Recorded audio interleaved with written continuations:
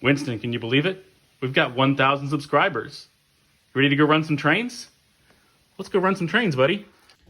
Hello, everyone, and welcome back to Farmrail and HO Scale. My name's Alex, and here with me is the newest member of the crew, Sasha, and she's going to help me film this video today. So first off, I want to thank you all for 1,000 subscribers. It's been really neat to share my work with you all and see this channel grow. So I really appreciate you watching my videos, subscribing, liking the videos, and joining with me on this model railroad journey. We've kind of got a golden spike moment here on the layout, Frederick, Oklahoma in 1999. Now, no model railroad is ever truly complete. I believe that. And I found a lot of detailing projects I'd like to continue to work on here. But when you step back and look at the layout, the structures, the scenery, I feel like I've gotten to a point where this layout is complete, or it's done. And so I wanted to share with you some of the work I've done here, show you some of the projects I've completed since the last video, some of the scenery and structures, and give you an overall view of the layout now that it's in a done state. And then, of course, we're going to run some trains, as always. So thanks for watching, and let's get started. So first off, I thought we'd take a quick look around and see the train room as a whole one more time. I just cleaned up and organized in here. But for anyone who hasn't seen any of these videos before, that's how the layout is set up in the room. It's about a 10.5 by 11 foot room. The layout's built on IKEA shelving, set on top of the IKEA shelves, the backdrop attached to the wall. And it is all sectional in theory. We'll see how, when the time comes to move it, how sectional it actually is. But over here I have my paint booth, tools and things in there, and then I use this cart right there to store rolling stock when it's not on the layout. It's kind of my little mini staging yard there. We have the gas station and Highway 5 right there. Cassidy Grain, Farmers Co-op, and then Dunavant Cotton and Chickasaw Compress. And then there's my workbench. To me, it's really important to be able to enjoy the space and for it to be clean, organized, a nice functional part of the house. If it was a mess, if there was stuff everywhere, I wouldn't be able to get in here and enjoy the layout. So having this organization and storage space is really important, and now that the layout's complete, it's really going to pay off.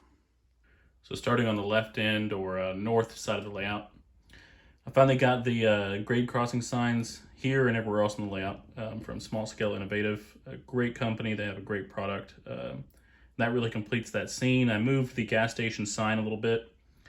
Realized the gas prices in this kit are not really reflective of what the prices would have been in 1999, but hopefully nobody notices it too much. I really like that kit right there from Summit Custom Cuts. I wish this scene was a little more fleshed out. Right there, I feel like I could have put a building or something to kind of break up that backdrop edge there. So lessons learned. Maybe one day I'll tear out that grass and put a building there. And then as we go over, we see Cassidy Grain right there.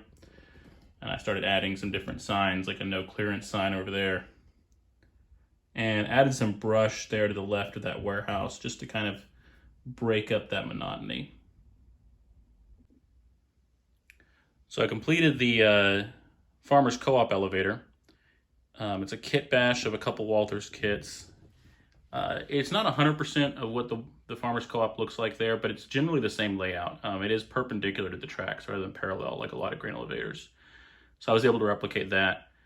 Eventually, one other project is, you can see there's 2 loading tracks right there, but only 1 spout right now. And in the era that I'm modeling, there was kind of a really ramshackle looking second spout that went over the first track to that second track and was supported by 2 really rickety looking legs. And nowadays there's a really big loading structure there that I didn't want to model, but I might eventually try to build out of styrene tubing that second chute. But for now, it's imaginary. That's a future project for, rainy days around the layout. And then right there you see those grain bins. Those are from Grain Belt Models. It's a part of Iowa Scaled Engineering, the folks that do the proto throttle. And those are really great 3D printed kits. They go together easy. Honestly, I didn't feel a need to weather or paint them. I glued them together and compared them to prototype photos, and they look pretty much the color I needed. So for now, that's just how they're going to be. And then I added a lot more brush and weeds and things like that around these tracks.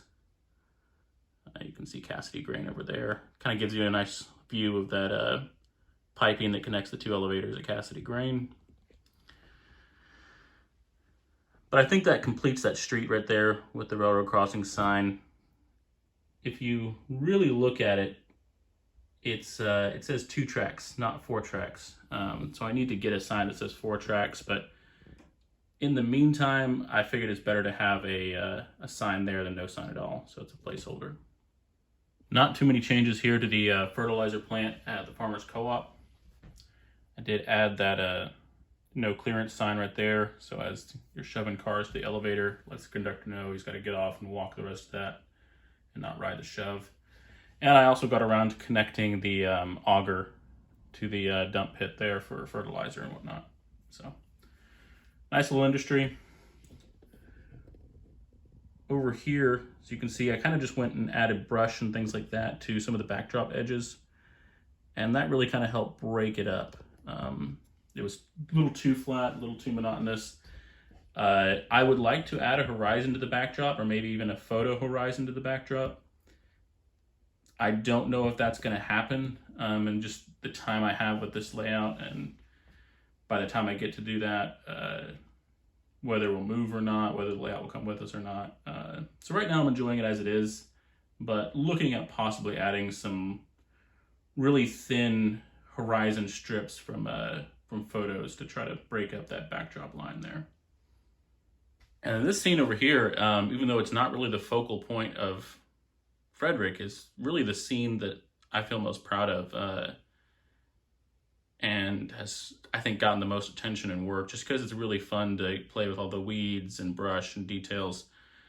This is the 2 cotton businesses on the south side of Frederick, and the scene is cool because you have that at-grade crossing with the Wichita, Tillman, and Jackson Railroad. Adds a kind of dynamic interest to the scene. So I added some very small trees here. That is prototypical. There are small, stunted growth little trees, including some kind of big bushes that have just grown up around this old telephone pole. So I just followed the prototype and the pictures there. Added some more into kind of this brush area over here, and that helped break up that backdrop transition. And then around the wheat field, I put in a lot more just brush, weeds, dirt, to make it a little more prototypical. And then this little side street here did get its railroad crossing signs, and it kind of adds some vertical interest to the details. And then just a little closer look, we got more brush and weeds here, Johnson grass and weeds all up on both sides of this little tiny dirt road here. The dirt road is pretty narrow, but that does look to be fairly prototypical. It's not, it's a 1-lane road. It's not even a 2-lane road. We got a railroad crossing sign here.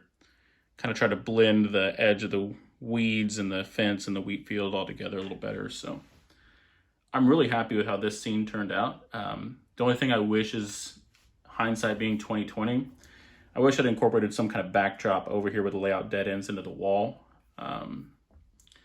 so that it would photograph a little better. It's a really nice scene that's very hard to photograph and not get some of that wall in the background. So lessons learned. That's a good thing. Every time you build a layout, you can find new techniques, new ways to compose your scenes, new ways to operate. And that's an advantage, I think, of building small layouts, is you're not spending 10 years in your basement building something massive and then you have a mistake that you wish you corrected, or you got to tear out a piece of the layout. With me, I can just, take it as a lesson learned, and next time I do a new layout, new project, correct those lessons learned.